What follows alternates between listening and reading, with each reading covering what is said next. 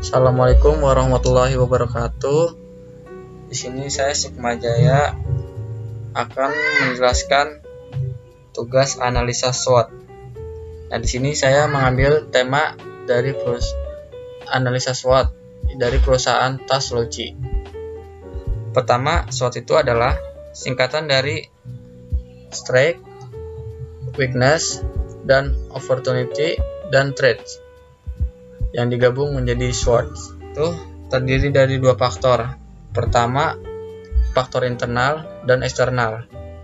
Faktor internalnya itu ada strength dan ada weakness.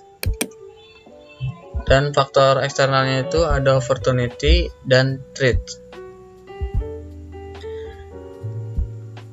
Pengalaman saya di sini, teman-teman saya pada kurang paham gimana cara memilah mana yang strength, mana yang weakness, dan mana yang opportunity dan threats.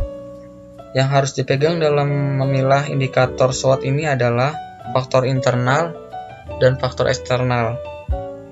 Ketika ada suatu kasus atau kebijakan, itu kita tinggal cari tahu ini pelakunya siapa.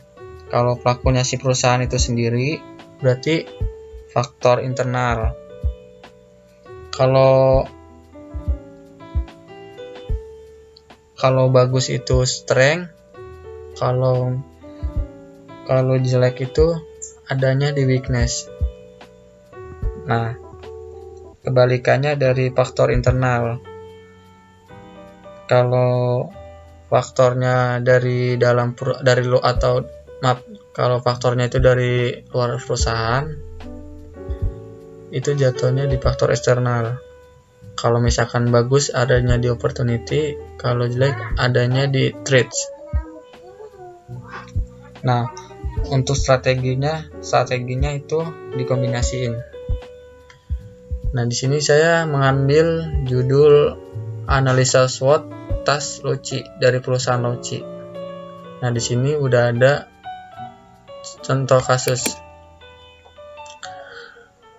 Pertama, peminat tas selalu meningkat karena sebagai aksesoris bagi wanita. Nah, ini kan peminat tas selalu meningkat karena sebagai aksesoris bagi wanita. Ini faktornya masuknya adanya di internal ya.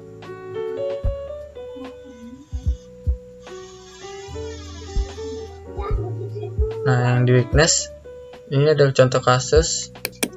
Tidak semua orang menyukai barang buatan lokal dikarenakan stigma buruk yang beredar di halayak. Nah, ini contoh kasus yang ada di dalam perusahaan, contoh buruknya atau ancaman. Kita ke faktor eksternal yang masalah atau kebijakannya itu dari luar perusahaan. Nah, di sini ada opportunity. Contoh kasusnya untuk meningkatkan industri pembuatan tas lokal yang berkualitas.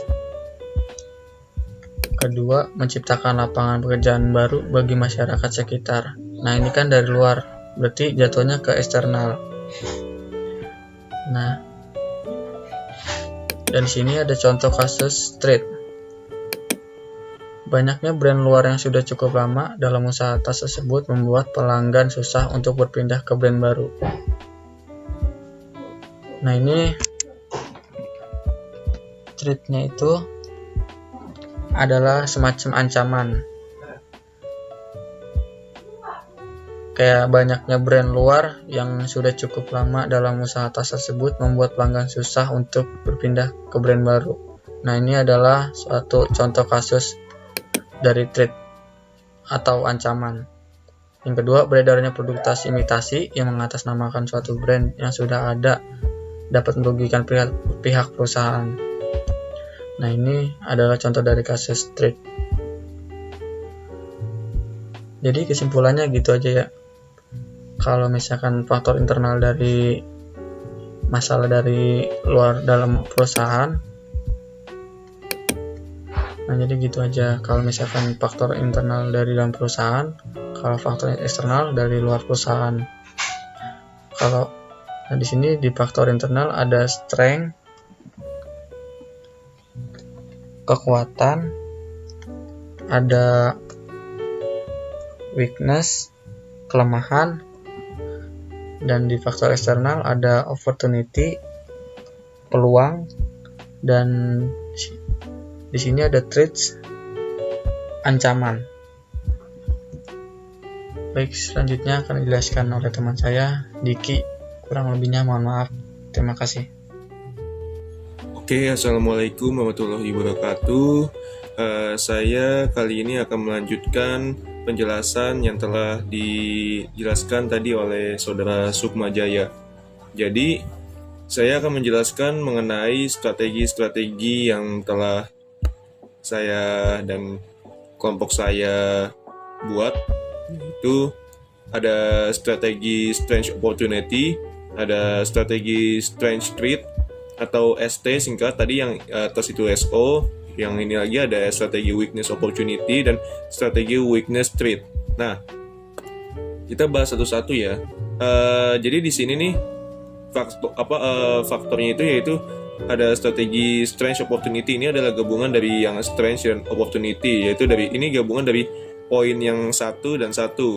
Kenapa ini? Apa kekuatan yang Strange Opportunity ini? Yaitu karena pemilik tas bagi para wanita, karena peminat tas bagi para wanita yang semakin tinggi. Karena tas sebagai aksesoris wajib, maka industri lokal tas cukup diminati karena memiliki harga yang murah, tetapi dengan kualitas yang baik. Selain itu, untuk mendongkrak agar hasil karya anak bangsa dapat diminati pula bagi para rakyat Indonesia. Nah, ini tertulis ini S101. Ya, jadi ini adalah gabungan dari sini nih, dari Strange. Peminat tas selalu meningkat karena sebagai aksesoris bagi wanita. Dan opportunity-nya ini untuk meningkatkan industri pembuatan tas lokal yang berkualitas. Nah, kita lanjut. Sini ada strategi Weakness Opportunity. Ini maaf, di sini ada offset sedikit. Nah, di sini ini juga sama, menggunakan kombinasi dari weakness W1 dan opportunity yang pertama, yaitu untuk meningkatkan industri pembuatan tas lokal yang berkualitas. Nah, gabungan dari strategi weakness opportunity ini adalah mengembangkan desain dengan tetap mempertahankan bahan baku yang ada agar memberikan kesan bagus bagi para pelanggan. Nah, ini karena di sini di weakness W1-nya ini adalah tidak semua orang menyukai barang buatan lokal dikarenakan stigma buruk yang beredar di khalayak. Dan di sini ya, yang tadi kita udah jelasin ini untuk meningkatkan industri pembuatan tas yang lokal yang berkualitas.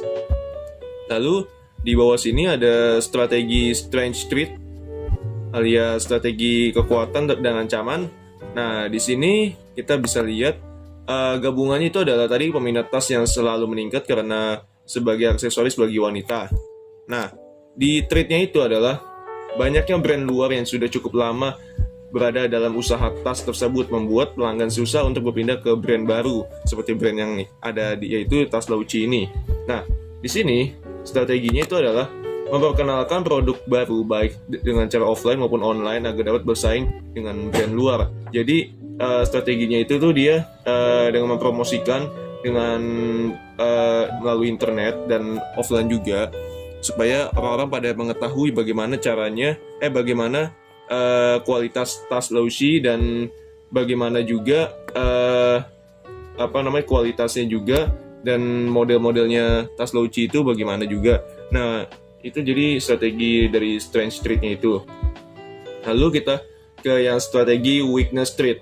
Nah, di strategi Weakness Threat ini adalah gabungan dari weakness-nya ini nih, dari yang atas ini, yaitu tidak semua orang menyukai barang buatan lokal dikarenakan stigma buruk yang beredar di khalayak.